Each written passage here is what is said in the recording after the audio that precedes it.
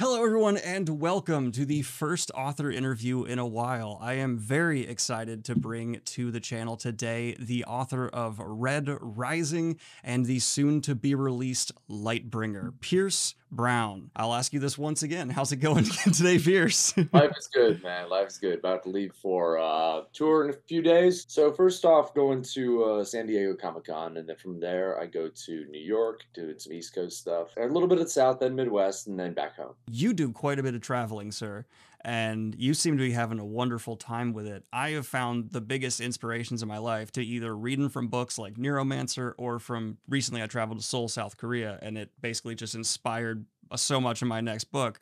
Where has been a place for you that you just found, endless amounts of inspiration that you've traveled to? Greece, I think it was something very special for me to just be. I'm obsessed with the history of that place. Just looking out at the Aegean and realize that the visual I have that is the same visual that the characters of history that I study would have. The same feeling of the air on them, the same smells, the same cicadas in the bushes, and realizing like everything has changed, but then nothing has changed, and being able to really get their experience. So for me, it's more so that. So there's like so much cool art and architecture and all this stuff. But I remember sitting on the beach, and then I think I wrote this thing called I wrote a book like I don't know when I was 19 or 20. It was because I had that feeling when I was in Greece, and I think that I'll be chasing that feeling for a long time. And so that was one of my favorite places where I found inspiration.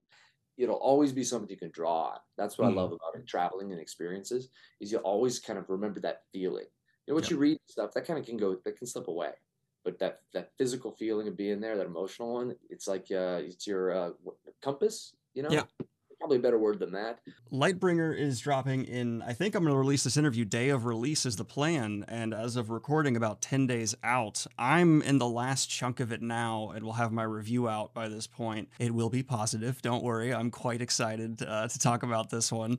And I just would love to hear from, the mouth of the man himself. What should fans expect getting into Lightbringer? Well, I think with Dark Age, it tested the limits of endurance of the reader and the characters and plunged them into the darkest chapter of the series intentionally to have a rising action in Lightbringer, to feel as though you're coming home to characters as they encounter their own journey up out of darkness.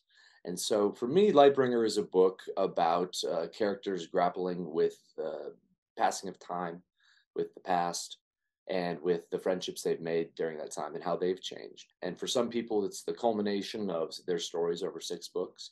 And for other people, it's a pivot into the final chapter of their tale. For me, it's really where you see the moral worth of characters proven or the moral quandaries. Let them fail the test, essentially. It's a book about morality, growing up, and about how we can try to be better even if we're not good people per se. It's hard to have a character come across as the good guy, even if they might be on the right side of larger arguments, if they've bathed the stars in blood, as they say, right? It's how many bodies become unforgivable. Well, I mean, that's the question, right? And I think that's something that all the characters grapple with in this. And it's also why I had the new series, the other POVs, be populated by characters who Darrow had wronged in a Mm. way. He didn't know them per se, but the Lysander, Ephraim, and Lyria were all characters who Darrow had trampled on in his pursuit of justice and liberty. And in many ways, this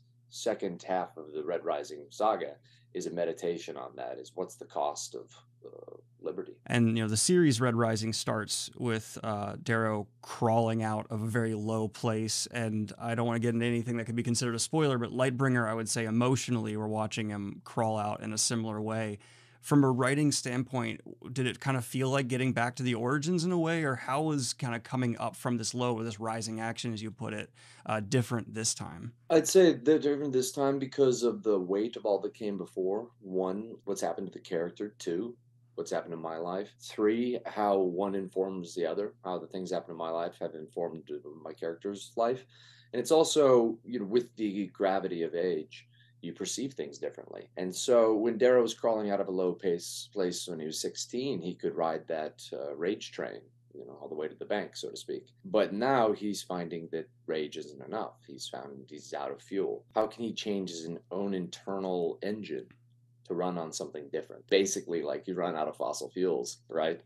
It has to be a self-sustaining engine because things still need to get done. There's a lot of parallels in this book with Red Rising and with Golden Sun. The Lightbringer is about how Darrow has learned lessons, perhaps goes about something differently. But hopefully we do in our own life. Would you say he's learned the wrong lessons in any way? Sometimes it is a dance around spoilers, isn't it? The real thing is, I wrote this book when I was it was in COVID, and I had just went down the wrong track for a long time. I think we're all familiar with series we love that get a little bit long in the tooth, and you wonder why you're still reading it, or perhaps think the series doesn't have much more to say, or doesn't have really a reason to continue going on except to fulfill a book contract. And I wanted to prove that that was not the case with this book, and explore new ground by really analyzing the ground we've tread upon to get here. Once I discovered that and I threw out large chunks of the book and started rewriting Lightbringer, I was able to really understand that it's about the reflecting on the past is how we can better change the future. Really well put. I like that. It's always interesting to get into someone's mind when you've been reading a series for so long, getting their perspectives. You can often feel like you're getting certain ideas you felt floated in the text confirmed, or something's clashed. And you've spoken on fan reaction to Red Rising at a few different interviews. And you've even said you've seen sometimes, fans' interpretations influence how you then move forward. As you've gotten later in the series, is that still the case, or have things kind of gotten more set where it feels more like your brainchild, exclusively? Far less the case, I'd say. When you're trying to please people, you're creating something that's insincere, something that doesn't have its own internal logic. Hey, I want people to like this book. I want people to like the series. I want people to be happy with it. But what we want isn't always what's good for us. Yeah. If I had what I wanted all the time, it'd be a problem. And I think much can be said the same for book series or stories in general. Part of reading is disagreeing. Part of reading is having your own idea of how something could go. And I look at that just as a hallmark of people really liking the series. That's a really good way to put it. And we actually had a question from a fan that rides right in that line of, that surprise yet earned or inevitable, that balance that I think Red Rising has continued to pull off to one of its greatest strengths as a series, whether it's characters dying, which I won't get into for spoilers, and things along those lines. How characters die? No.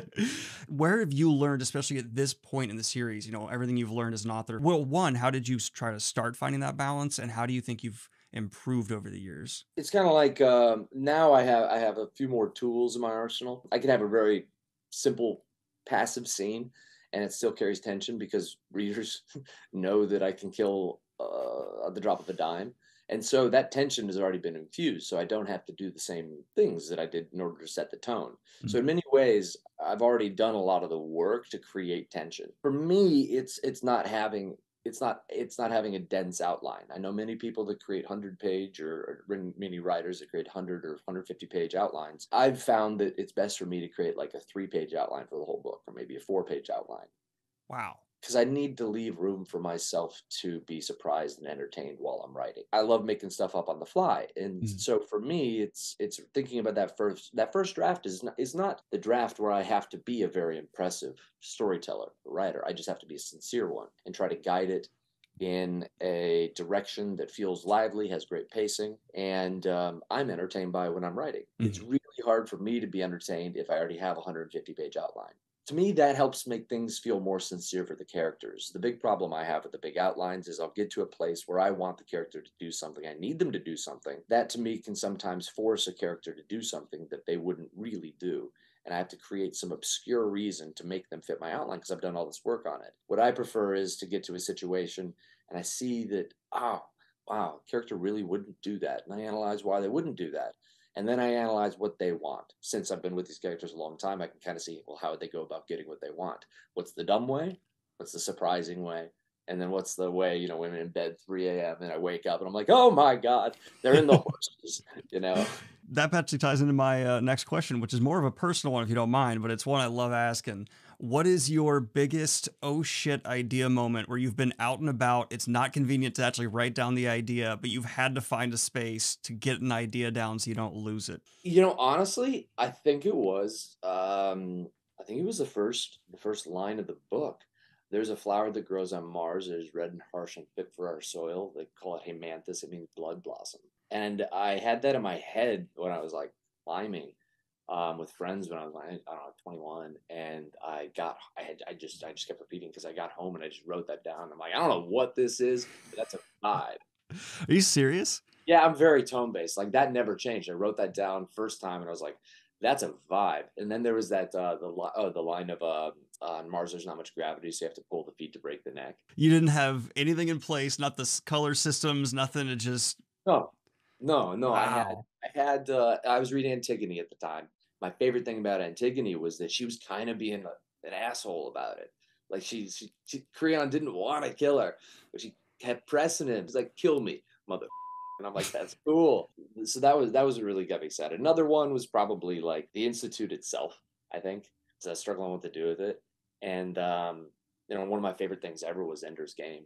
I just loved it so much. And then when I got to the passage, I thought the passage was unique because I was wondering like what would it be like to have every character, even the sympathetic ones, in a school who had murdered someone. It's very clear how the inspiration of Red Rising came to be in hindsight, it seems. And I try to give credit to everything that inspired me because I think that a lot of people dismiss their own ideas because they think someone's done it before.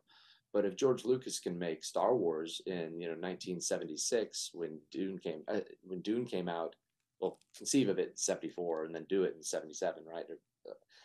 And Dune came out in like 63. Mm. I feel as though once you do something, it goes into that common pot of societal gumbo, and you just pull out your ladle and mix your own ingredients, put your own hot sauces on. You tied in wonderfully to a question we had here that I think kind of speaks on the time of storytelling we're in, where so many people are made aware of hero's journey now, and things along those lines. And so we had Cameron here ask, I've been thinking a lot about story and plot structure. Given the plethora of writing out there, I'd like to hear Pierce Brown's perspective on how to keep narrative fresh. Are common archetypes like the hero's journey ever really going to feel stale, or are there always ways to give an old story a new perspective? Every story is an old story, so yes, there's always a way to give it a fresh spin. But then also, we're going to be shocked by how banal the next huge popular thing is. In many ways, Harry Potter and Star Wars are the same basic structure. That's always already been the case. So a lot of it is what have people read. The more you read, the more you'll see a lot of things are similar. But at the same time, reinvention and putting things in new trappings is such a part of generational retelling of stories. My first book is extremely archetypal, but I would challenge people to say that it was at all predictable. What I loved about trilogies is I saw the archetypal structure and I could then know what people were expecting. And that's a lot of fun because then you can give them what they're expecting and then you twist the knife. Or you twist the knife before they got what they're expecting, but they didn't know you twisted it, and then the blood just comes rushing out. And so it's about playing with that expectation. Then, even more so, on a really kind of craftsman angle, first trilogy was really archetypal, so I wanted to do the Iron Gold series. And so I look at Red Rising as a saga that is 7 books. And so for me, it was a 4, 5, 6, and 7 were a way of addressing the archetypes that I'd played with in the trilogy. Unpacking them in a different way helped me make the 3 books mean more, and then hopefully make the overall series last longer. I love the way you put that, and I want to start asking about the wider angles to Red Rising here that I find so interesting in the development, where you know you clearly obviously love modern sci-fi things like that, but there's also a deep love of classics that are influencing Red Rising. I mean,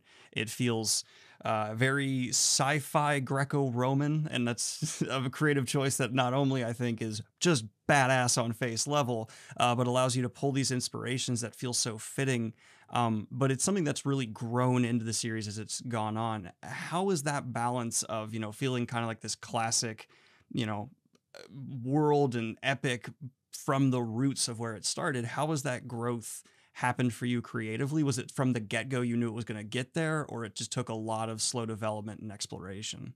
A lot of exploration. I think it was always my hunch that it was there. If you look at some of the linguistic choices, and I mean, there's a lot of iambic hexameter in there already because I was a big fan of Robert Fagel's translation of the Iliad, as Mm. well as Alexander Pope's. Now, I think it's also, the deeper we go into the society itself, because the Red World is not too Greco-Roman. And if you think about the Greco-Roman worlds, the farther you away from Rome, yeah, you have Roman influences, but you still have your original society. It is a natural exploration, particularly as we go to the rim in different areas.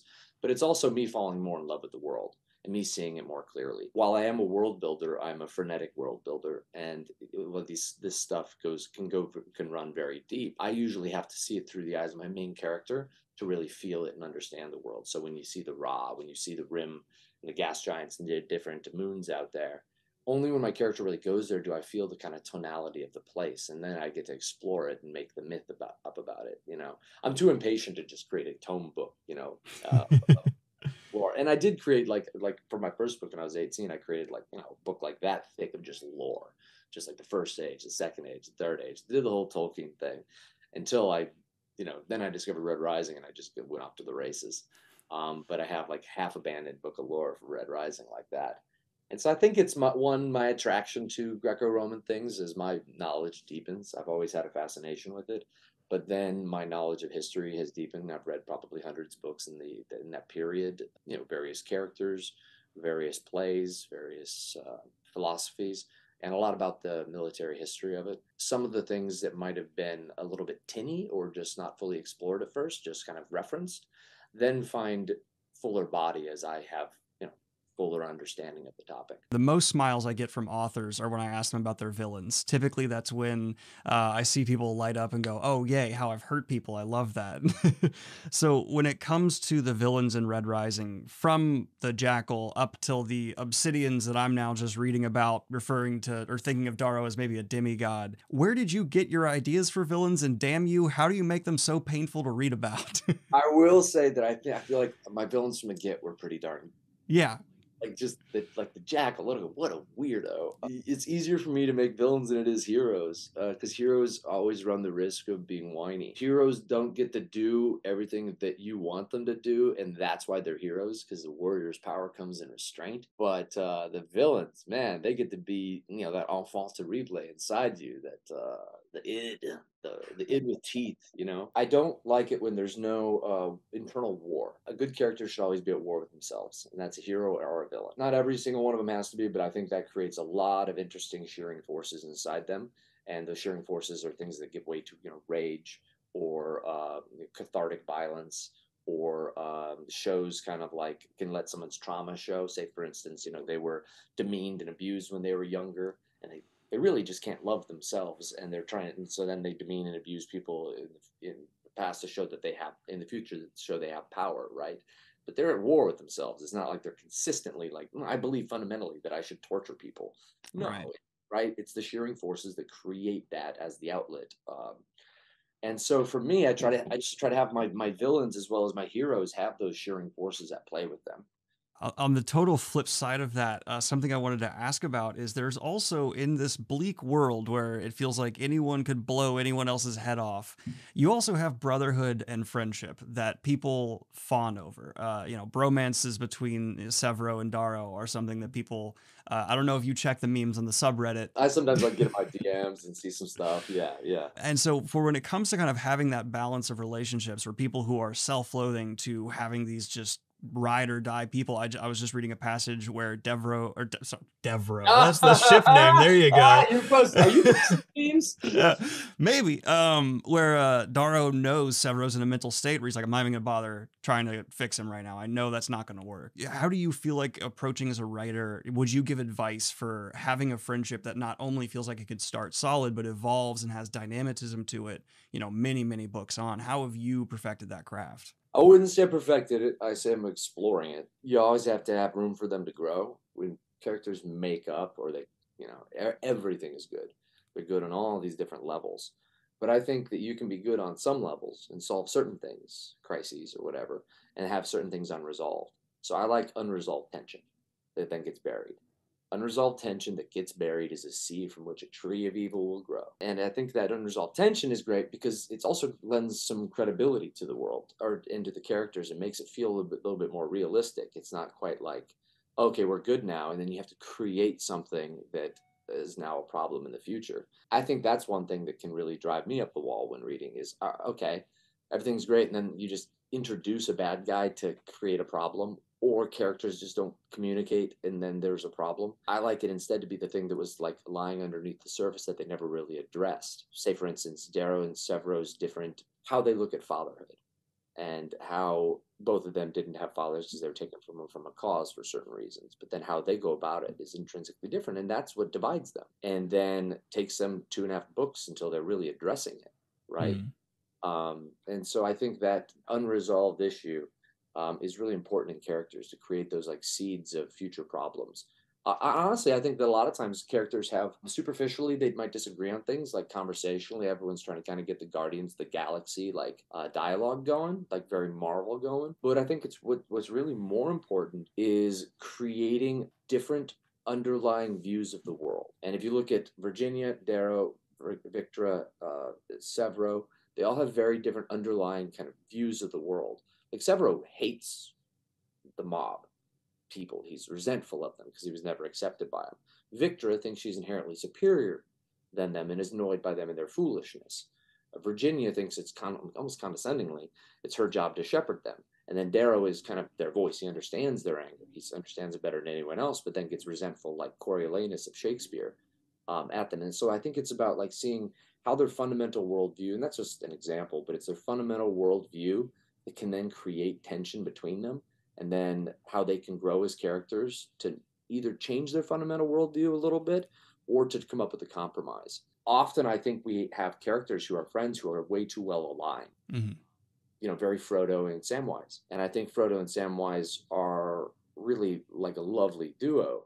But, you know, without the physical movement of what they're doing and without the ring to create the tension between them, there really wouldn't be all that much. You said something there I really love that I think will bring us back nicely into Lightbringer. And correct me if I'm wrong and tell me to stop if you think this is too much of a spoiler, but it seems like one of the real conflicts Darrow is facing now is not only has he had one of his biggest failures under his belt, but it seems like he's struggling to remain aware of that voice of the people, you know, because he is very separated from where he came from and he's changed a lot. And if you could just give your thoughts on writing that conflict that seems to be very prevalent in this book of Darrow not being the man who started this, you know, how do you tackle that theme and that conflict within someone who is so rooted in that cause? Great question. And that's the heart of the book. I think some readers will see Darrow as vindicated by the behavior of the Senate, behavior of the Vox, behavior of the people, and how if they just had trusted Darrow more, he could have put it to bed. But at the same time, Darrow, you know, Darrow drove them to that extreme. And what's really interesting about Darrow is he's the rage of the people, the voice of the people, not the voice, the rage of the people, the sword of the people, and has all these wonderful characteristics about him. But he's really never been an average guy. Not in his mind, when he was the youngest hell diver, not when he had not when he's at the institute, not later on. He's always kind of been a spoiled jock, Mhm. and so the spoiled jock we love, like worshiping our little demigods, but they're not like us. Yeah. And so I think that is something that's really fun to play with. I would say in this book, seeing Darrow become self-aware is interesting, while still retaining he's still that guy. He's still the jock. And you can, when you're reading it, you're like, he's still kind of an asshole, man. And when something happens and he's like, I'm gonna eat that person's lunch, and you're just like, but you love that part of him and it's still in there. It's giving him a totem or something to draw him back to his quest, which is bettering himself. It's really not so much about him and the people or the mob in this. It's about him getting too big for his own, too big. Well, so good and big and dangerous that he invalidates his own thesis. And the way you even phrased it, where you can tell that you're kind of struggling with it, that just speaks of how complex it is for Darrow in those boots, because he also needs to maintain his mythic status in some ways, because that's why everyone's scared the hell out of, so afraid of him. It works Yeah. in the right dosage. Yeah. I had a few more questions from fans, if you don't mind. One of them is we've seen many authors speaking on their own emotional states when they're writing. Some say that, by the time they're writing a really depressing scene is done, they need to go take a drink. While others say that they feel, not too much emotion. They take pretty standoffish approach because they want to keep that objectivity. Do you find yourself tearing up while you're writing or getting mad, or are you pretty emotionally even and are able to keep that separation? And which angle do you find more beneficial? I'm a brawler. So, I get in there and I take the hits and I give the hits. And so I look at it as a full contact game. Not all the time. Sometimes I'll get into just flows and rhythms. Yeah, my friends make fun of me. Like they'll be over and I'll forget I'll have people over or something. I'll be writing in my room. They'll like, you have this, I write in a weird Anthony Hopkins voice. Like Anthony Hopkins, guttural, like accented. And so I'm reading as I'm writing. I'm like when I'm really in it, I'm like crying for certain parts, not like bawling, but I'll write. Like when I wrote that scene with Darrow going back to his mother, I was a wreck. When I wrote that scene you're on right now with Severo and Darrow doing what they're doing, I was like, and so I really get in it, and I think that sometimes that's why it's really hard. Like this book came out, it took 3.5 years to do, is because I just wasn't feeling it for a huge chunk of it. And I was trying to artificially feel it, but I have to feel it. Love to hear it. I'm kind of in that middle ground myself, but I found a weird thing where I started I type on a typewriter now, I scan the page and then I upload it, copy paste it. And that works for me. I've tried that. Yep. And what I found is if I'm typing on a typewriter, I get way more emotional. I have no idea why. I think it's because it's more tactile and you're like really like you can get that thunk thunk feeling going. You were feeling it. So I know you have been asked to death about adaptations. I'm not going to go down that route because I know it's not something you can't answer that stuff. But I'm hoping is to just poke a little bit of something here. Is there anything out there written by Pierce Brown, not under Pierce Brown's name, fans might not be aware of? And does using a pen name interest you at all? Yeah, there's a few things floating around out there. Really? Okay. Yeah, not like substantial works like novels, but yeah, it would be really fun to do some pen name stuff in the future. I would love to write like a good 50 Shades of Grey. I don't necessarily want my brand to be that sexually lurid, No, I absolutely get the appeal. All right, so I don't want to take up too much more of your time here, but I just wanted to say, thank you so much. And if there's one final pitch you'd love to give people for Lightbringer, floor is yours. Lightbringer to me feels like it has the nostalgia for Red Rising, the pace of Golden Sun, the complexity of Dark Age and Iron Gold, and yet has something new to say. It was a really fun book for me to, not actually a horrible book for me to write. Really fun for me to, in those final weeks of feeling it come together, like I was a lot of sleepless nights. I was kind of a maniac. And when I felt it come together, I was like, oh, I can't believe I made something good. It really feels like a book that was so satisfying to see complete, because it feels as though the characters' relationships in this book have never been deeper. And one of the problems with when you're an author is feeling like it's all fake. Yeah. But when you spend so much time with characters and people tell you how much they love them, yet they're not real. Yet then to get to make a book where it even fools you a little bit, that's pretty fun. Thanks, guys, for reading so far, and hope you enjoyed Lightbringer. All right, well, thank you, everyone, for tuning on in. I will have links to all of the books down below. Like and subscribe if you have not already, and thank you again, Pierce Brown, for coming and talk with us. Had a wonderful time. Thanks for listening to me blabber.